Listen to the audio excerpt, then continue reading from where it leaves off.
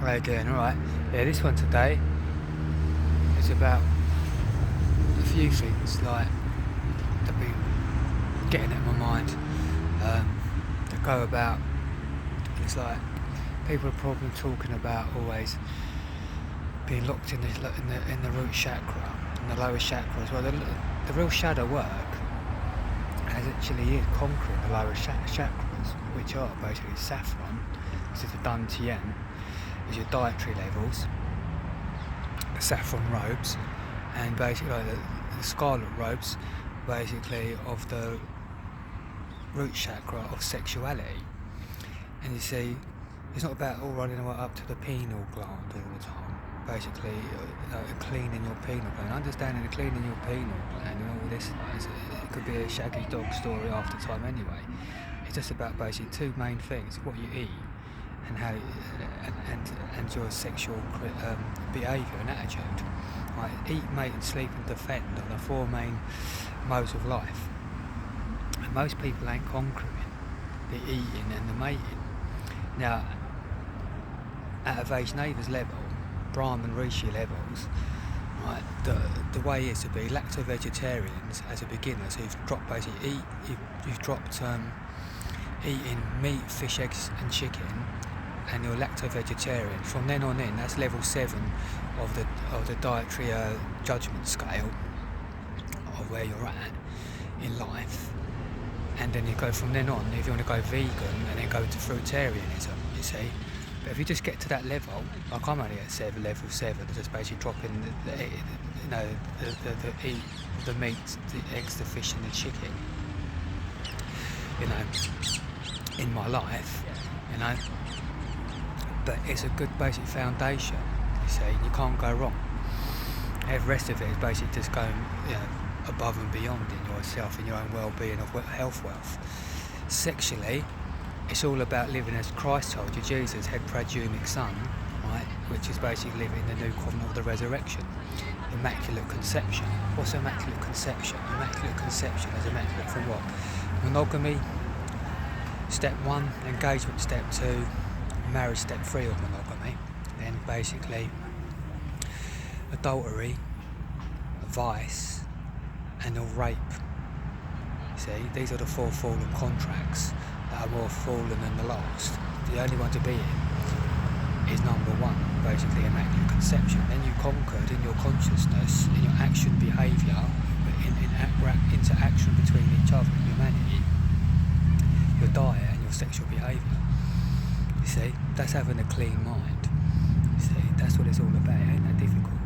This is the real lower chakra work. So you need to sort out the lower chakra. This is what they call the shadow work. Well, that is the shadow work, and it's a consistency individual of doing it for the rest of your life. You see, if you're ready for it. You see, another thing that's been getting at me at the moment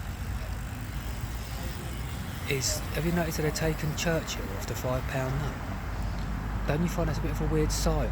Is that sort of like some reprogramming for the future education of children not to realise who Winston Churchill was, and that he was in the pocket of the bankers of this world?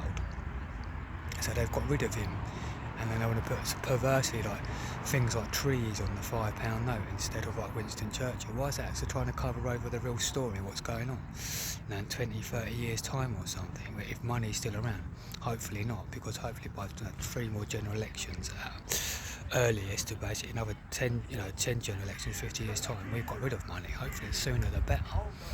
But for the meantime, don't you think that's a bit weird how someone who's always was in the banker's pocket has been taken out of the £5 note?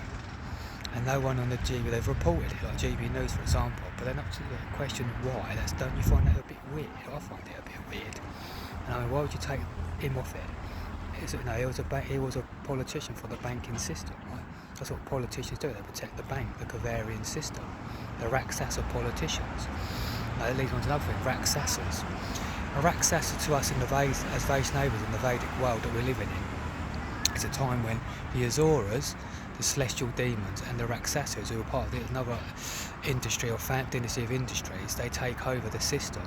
And Raksasas are known as Mani and demons. And as you've seen now, it's going about all over the place. There's all this cannibalism reported about, they're all up to Raksasas, they eat and steal the children and humans, and then eat them and put them back into like all the Decepticon food, you see, then all the superficial junk food, you see, and churn it out. Processed meat, processed food, you know, all these things. This is what Raxasis do as an industry. In the age of Kali that we're in at the moment, that is falling into the depravity of like the subterranean dynasties of industries. They've basically created this system where, you know, it's a massive industry of like Sweeney Todd going on, you know, and it's making people eat it stuff knowingly or unknowingly in the age of Kali. But nowadays, I mean, it's been so reported. I mean, you're still thinking, how are you still eating McDonald's, right? You know, and all this other sort of crappy like food, when you know damn well a lot of it is sort of like got all this nasty basically like dead people in it. How can you still eat that? I mean, I've been a lacto-vegetarian since 1996, and I've returned on to the world of Vaishnava, of the Vedic culture, via ISKCON, which I keep away from ISKCON as well, with due respect. You know, they founded me because they gave me good grounding about reconnecting back to the father of Vaishnavism, you know, for getting sort of like re-educated again in life. But again, like everywhere, every religion right now, even them, has come from the discipline of God himself, the Lord Chaitanya, 540 years ago. They've got too many paedophiles and rapists within them, so you can't really join them, you know, and be part of even them that are off the basic, the highest spiritual rung of spiritual devotion, like every other religion, you see. There's too many paedophiles and rapists and adulterators in temple and church living of all denominations, wherever you are, you know, in religion.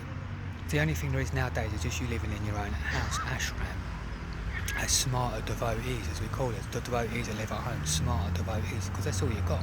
So you get a congregation of more than 20, 30, 40 people, amongst yourself you'll be harbouring sexual abusers. See what I mean?